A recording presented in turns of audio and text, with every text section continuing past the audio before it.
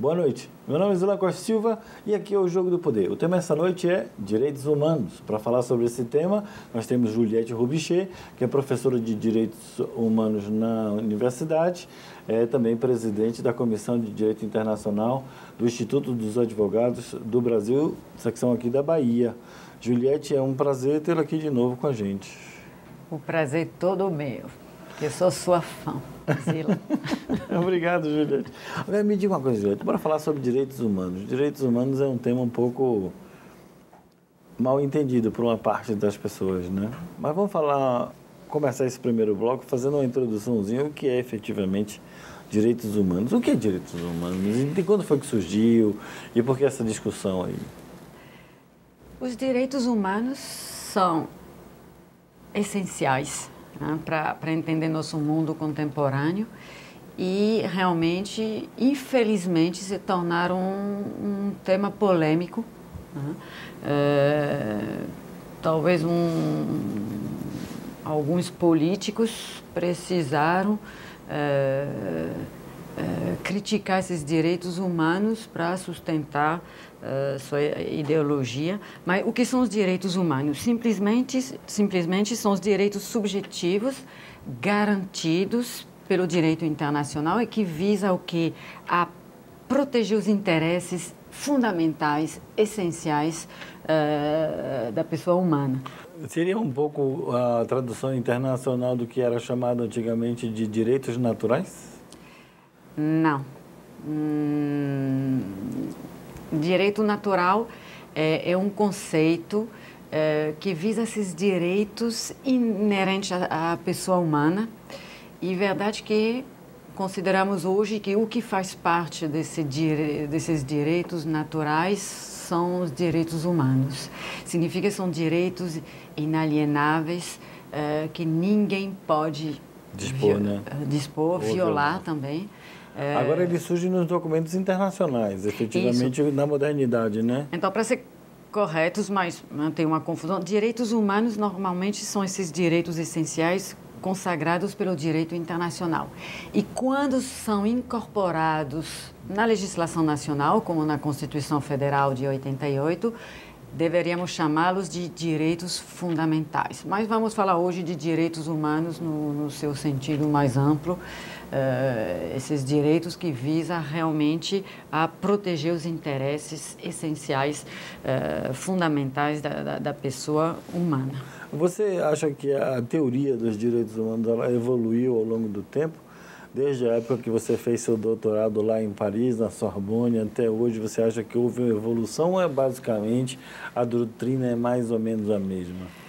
Então, eu vou ter que divulgar minha idade, é isso que você quer, Zilan? Não, claro não fazemos isso, não. Mas... comecei a estudar o direito nos meados dos anos 80 e realmente houve uma grande evolução.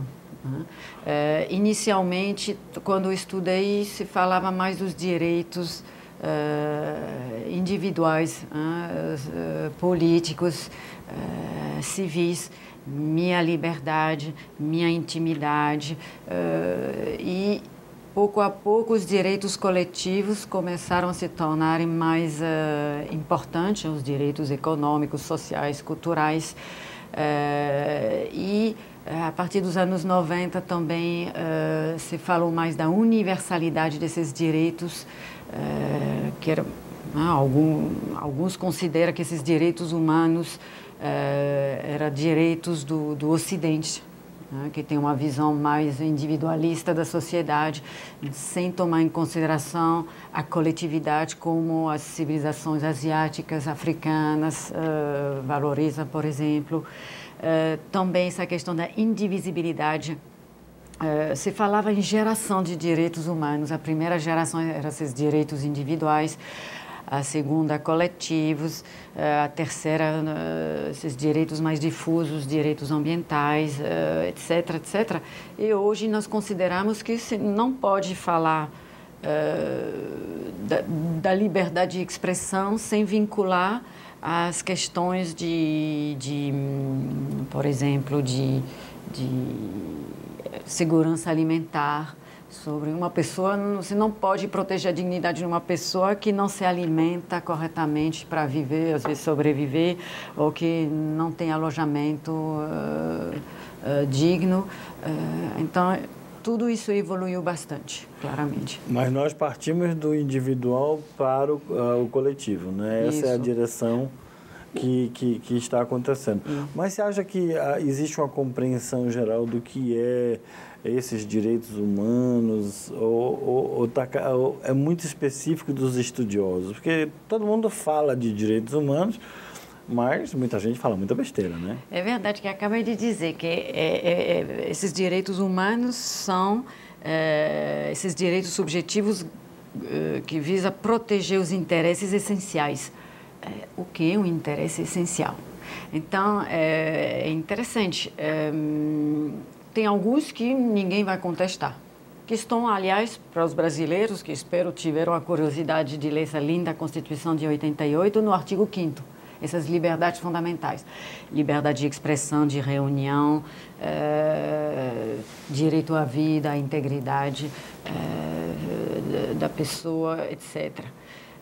Parecem direitos que você não pode nem contestar, né? Porque são direitos que parecem tão claros e tão... Isso, inerente à pessoa humana, né? Aliás, os fundamentos, inicialmente, eram os valores filosóficos da liberdade, da igualdade e da dignidade. Hoje, nós falamos mais da dignidade da pessoa, porque ela vai abranger todos esses outros valores. Uma pergunta. Bom, direito de nutrir pombos é ou não é um direito fundamental? Bom... Sim, mas foi uma questão que a Corte Suprema, a Corte Constitucional alemã, analisou. Se debruçou, né? Exatamente. Lá nos Estados Unidos e aqui no Brasil, o direito de possuir armas é ou não é um direito humano?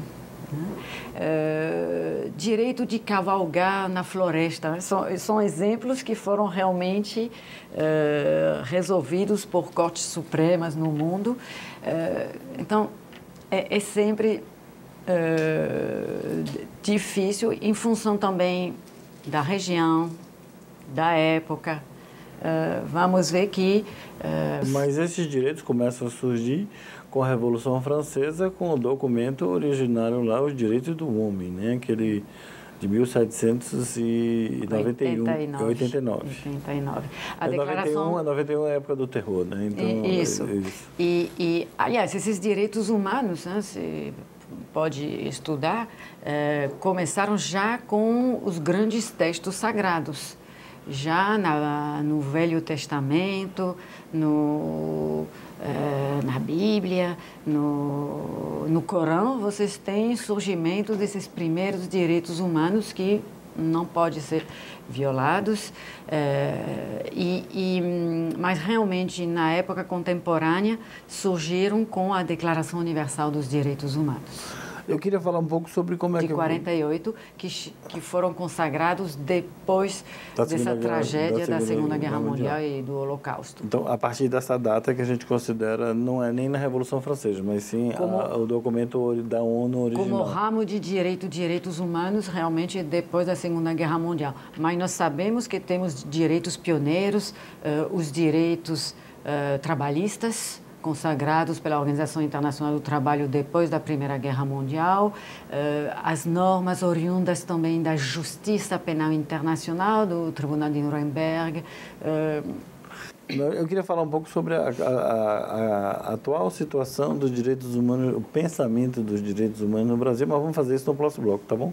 Perfeito. Voltamos aqui no Jogo do Poder, depois dessas mensagens comerciais, é rapidinho, até já.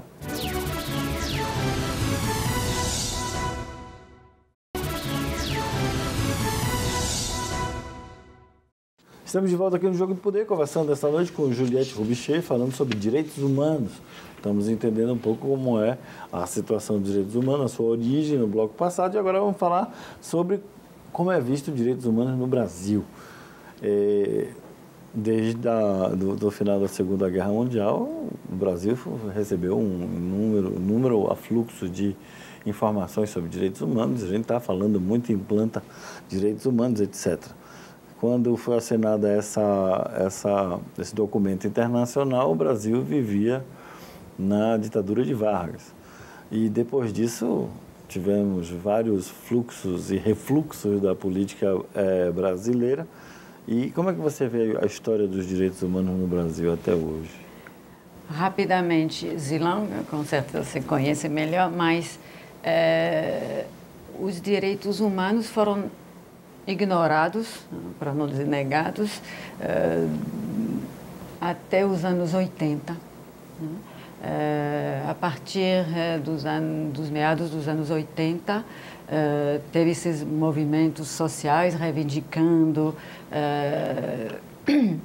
eleições diretas, Ou seja, direitos humanos durante a ditadura era uma coisa que não se falava, né?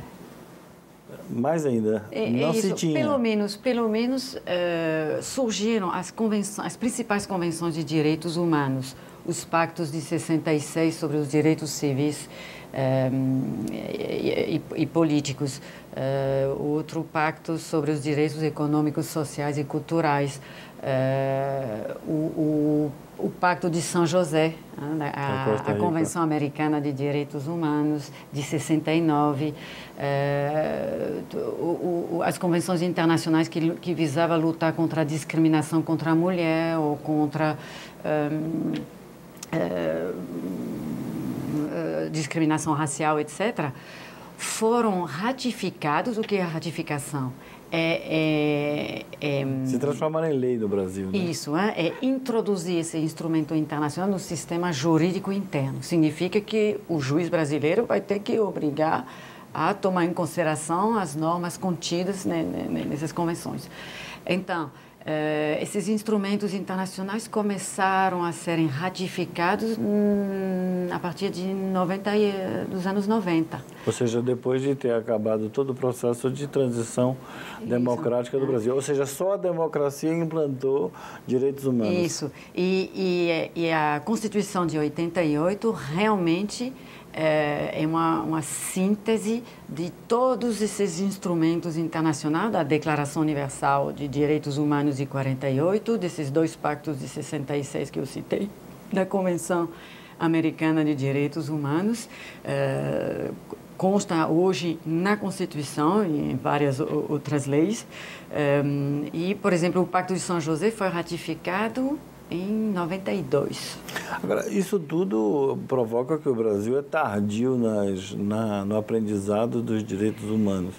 Mas isso no aprendizado e na implantação? Mas é isso que é interessante. É que, então, o Brasil demorou bastante, né, em comparação com os outros países, como a Argentina, etc., para incluir esses direitos humanos no seu arsenal legislativo. Porém, a partir realmente da Declaração Federal de 88 até recentemente, o Brasil fez um salto impressionante. Impressionante. Acho que o Itamaraty nunca trabalhou tanto, porque houve tantas ratificações de tratados que impressionou o mundo inteiro. O Brasil, até 2016, era líder em todos os fóruns de direitos humanos, de proteção da mulher, dos indígenas. Eu sempre falo com meus alunos que eu classifico os estados entre os estados pré-modernos, modernos, eu coloco os Estados Unidos em uma categoria separada. A parte.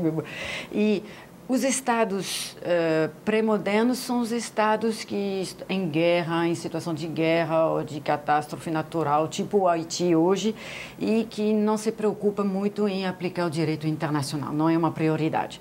Os estados modernos, onde incluía... eu cheguei no Brasil em 2000 e, na época, o Brasil, para mim, fazia parte dessa segunda categoria dos estados modernos que aplica o direito internacional clássico, direito dos tratados, direito das relações diplomáticas e consulares, direito do tratado, etc., sem problema. porém, tinha uma certa resistência com esses novos ramos do direito internacional, em particular os direitos humanos, direito ambiental, justiça penal internacional. Por quê? Porque esses direitos vão criar obstáculos para o princípio de soberania, né? Não há como proteger os direitos humanos sem como eu posso dizer, flexibilizar muito bem a soberania do país, né? Porque vamos obrigar o Estado brasileiro a criar uma lei que vai ser chamada, por exemplo, Maria da Penha, que visa a lutar contra a violência doméstica, né? Então, vai ter uma interferência de órgãos internacionais na soberania, nos assuntos internos do país. Isso é um acordo, né? Não é uma imposição em tese. Isso, em tese. Mas a terceira categoria eram os estados pós-modernos, os países normalmente europeus, que aplicam todos os ramos de direito internacional, porque são eles que criaram essas normas e que atendem suas expectativas, etc. E os Estados Unidos... Bom, mas hoje, a partir dos anos 2010, já comecei a pensar, mas eu vou colocar o Brasil agora na categoria realmente dos países modernos, porque, por exemplo, a Constituição de 88 é uma das mais cidadãs do mundo, eu acho. Né? A partir de uma emenda constitucional em 2004, isso é um pouco técnico, mas quando a norma internacional é incorporada ao sistema jurídico interno brasileiro, o tratado fica, que trata de direitos humanos em certas condições, vai ficar no mesmo patamar que a Constituição. Isso foi uma decisão do Supremo Tribunal Federal Não uma emenda. Uma emenda constitucional. Mas foi proposta pelo Judiciário ou não? Isso não sei, mas foi proposta contra uma jurisprudência do STF que não queria colocar no mesmo patamar entendido. As convenções que versam sobre os direitos humanos e que podia entrar em contradição com a Constituição, né? Então, foi justamente uma emenda constitucional contra a jurisprudência conservadora, nacionalista dos ministros na época. Mas hoje, o STF entendeu isso e aplica realmente o novo artigo, parágrafo 3º da Constituição Federal e considera que os tratados que versam sobre direitos humanos que foram adotados com uma maioria qualificada pode ficar no mesmo patamar que a Constituição, o que é uma grande valorização do direito internacional, dos direitos humanos. Bom, a partir de 2016, meu Brasil começou a... Eu queria falar sobre isso, falar sobre direitos humanos nos últimos 4 anos. Mas vamos falar isso com o bloco cheio e no próximo bloco, tá certo? Voltamos aqui com Juliette Roubichet falando sobre direitos humanos e falando de direitos humanos no Brasil nos próximos 4 anos. No próximo bloco, voltamos já já.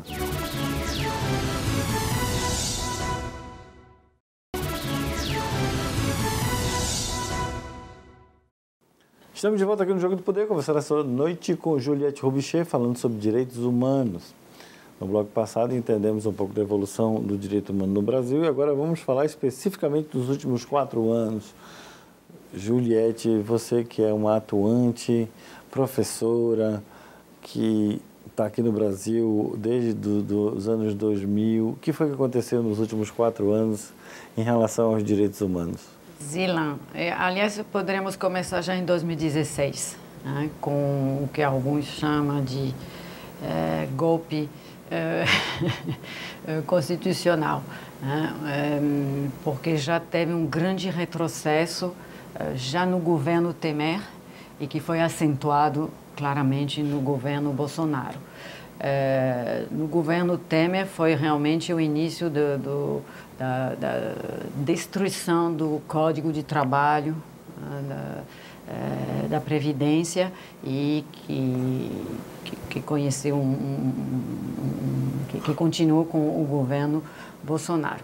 Mas, claramente, no governo Bolsonaro e com a representante do Ministério dos Direitos Humanos, da Mulher e da Família, que era a senadora eleita Damares Alves. Isso, hoje senadora, mas que foi interessante porque foi a única mulher ministra deste governo. Não sei se você lembra, a primeira proposta do governo de Jair Bolsonaro não tinha nenhuma mulher, o que foi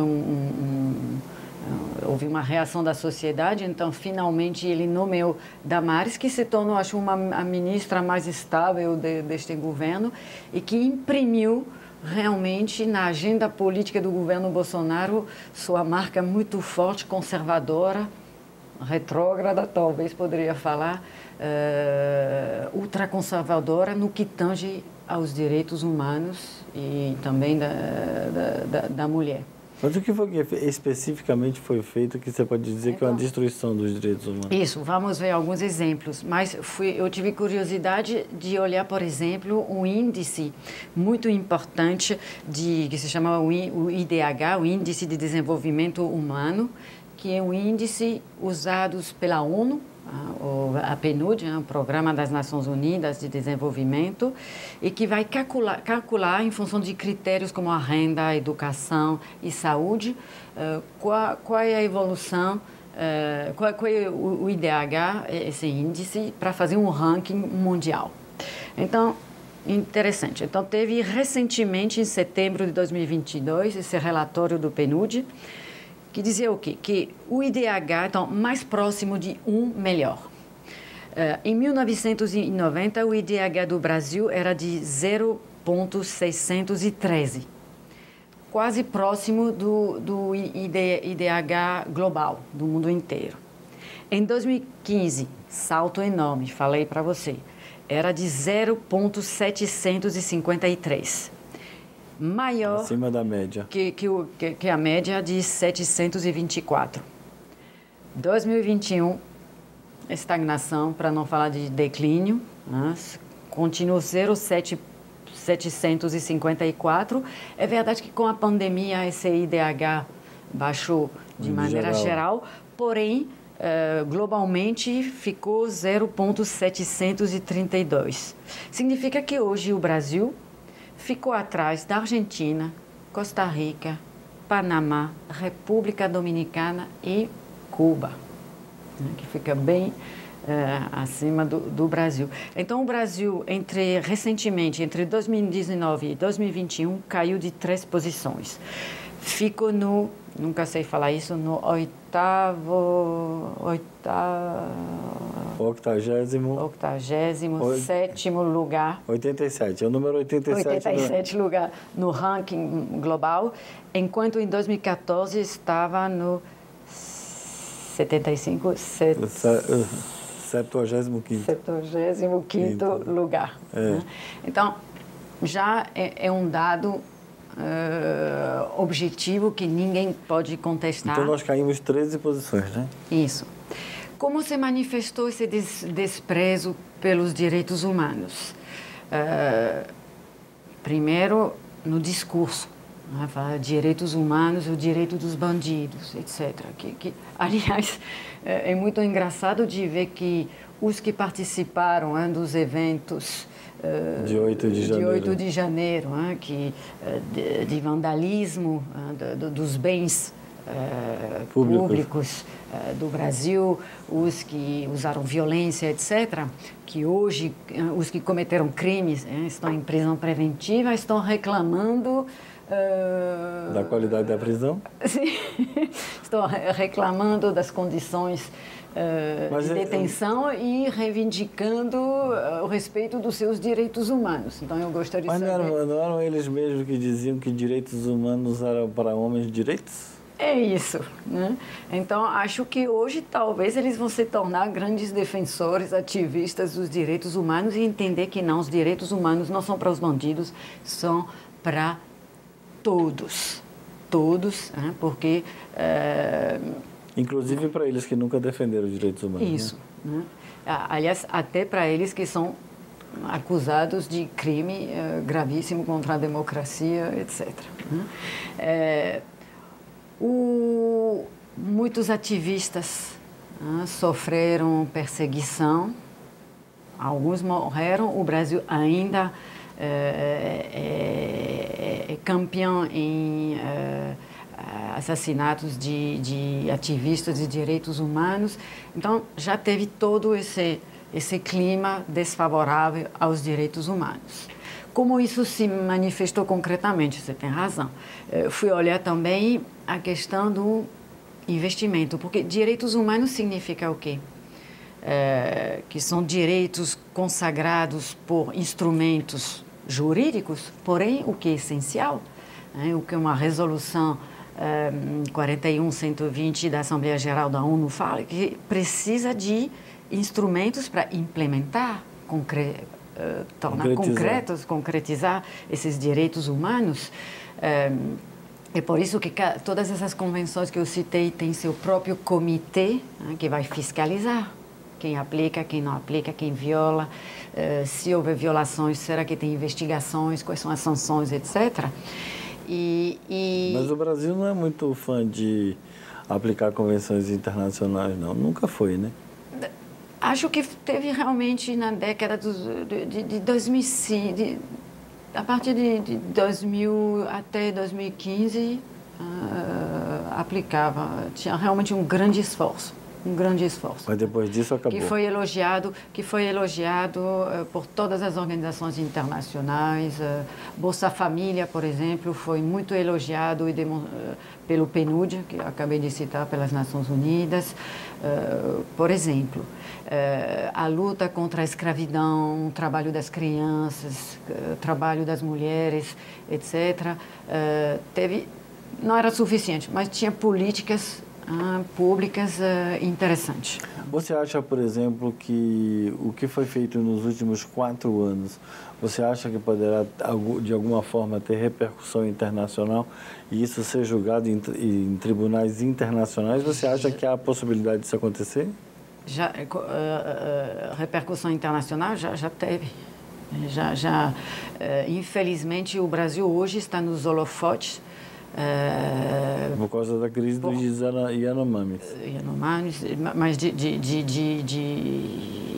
na mídia francesa, porque sou francesa, no Jornal Nacional é difícil passar uma semana sem ter uma reportagem sobre as violações dos direitos humanos no Brasil. Que seja durante a pandemia, Então, como isso se concretizou? Simplesmente? Por omissão. Omissão também. Por exemplo, diminuição do orçamento federal.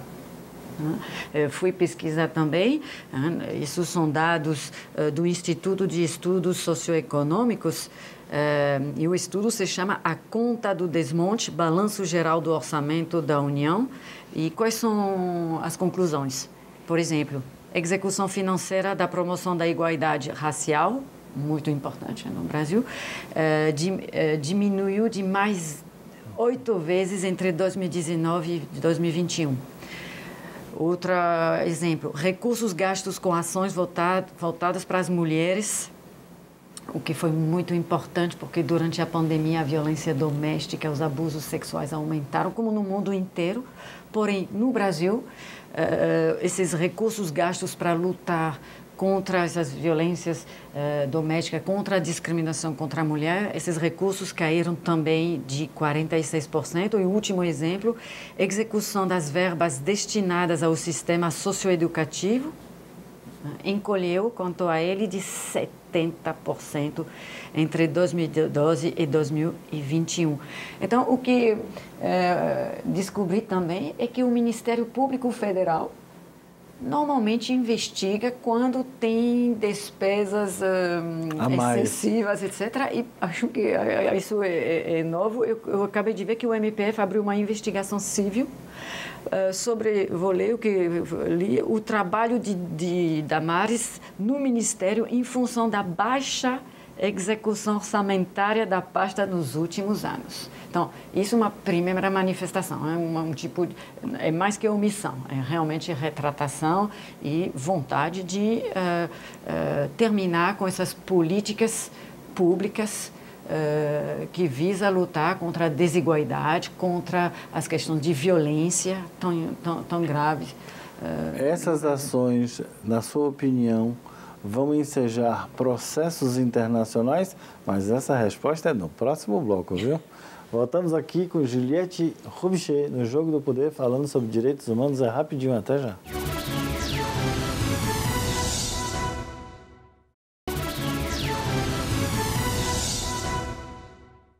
Estamos de volta aqui no Jogo do Poder, falando com Juliette Roubichet, professora de Direito Internacional e também presidente da Comissão de Direito Internacional do Instituto de Advogados daqui da Bahia.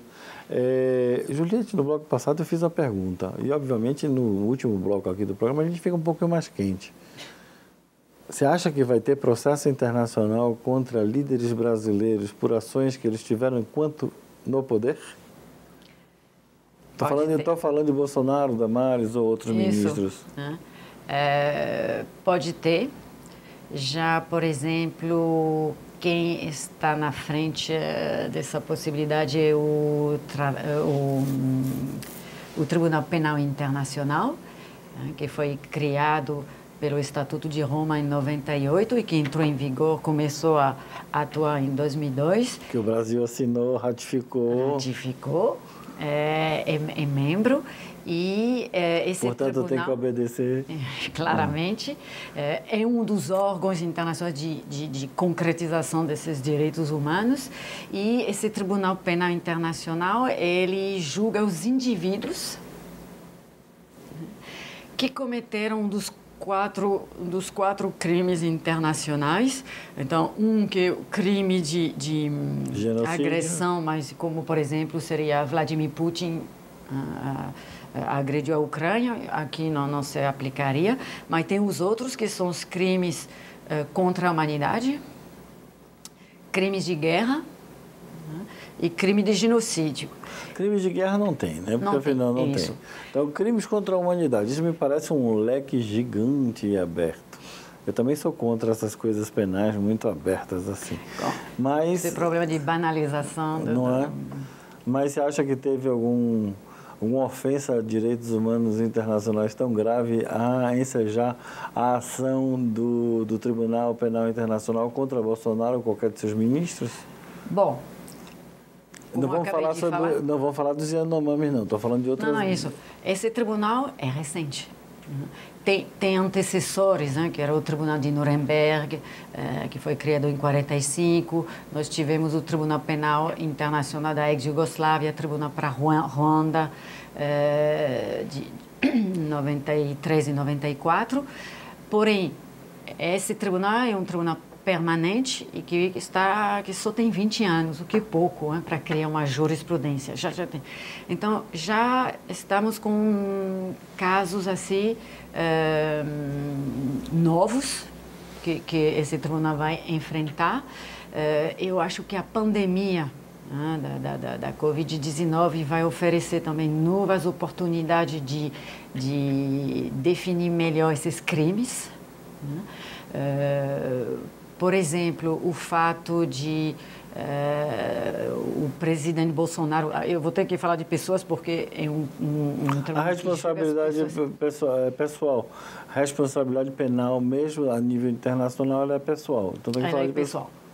Ao contrário da Corte Internacional de Justiça, que julga os estados, que vai poder julgar também. Mas, por enquanto, tem mais ações perante o TPI. Mas tem ações concretas contra brasileiros lá? Já o TPI já foi acionado. Quem foi que acionou? Você sabe, não? Então, quem pode acionar é a própria Procuradoria-Geral, Procuradoria assim, do TPI, mas que vai receber, por exemplo, são iniciativas da sociedade civil, dos partidos políticos e já o PSOL, por exemplo, o PT também já acionaram o TPI para criar o que o TPI chama uma situação, e lá o procurador vai investigar para ver se os critérios estão preenchidos para falar de crime contra a humanidade ou crime de genocídio. Né? Genocídio, vamos falar um pouquinho sobre isso, né? A situação dos Yanomamis. Você está a par mais ou menos do que está acontecendo com os Yanomamis aqui no Brasil hoje? Assistindo a mídia, sim. Dá para configurar como crime de genocídio nessa circunstância, pelo que você viu pelos jornais? Então, o crime de genocídio é o crime dos crimes, é o crime mais grave. Qual é a diferença, isso que nós podemos ver? Qual a diferença entre o crime contra a humanidade e o crime de genocídio? Os dois são crimes em massa, que eu acho que está acontecendo. O crime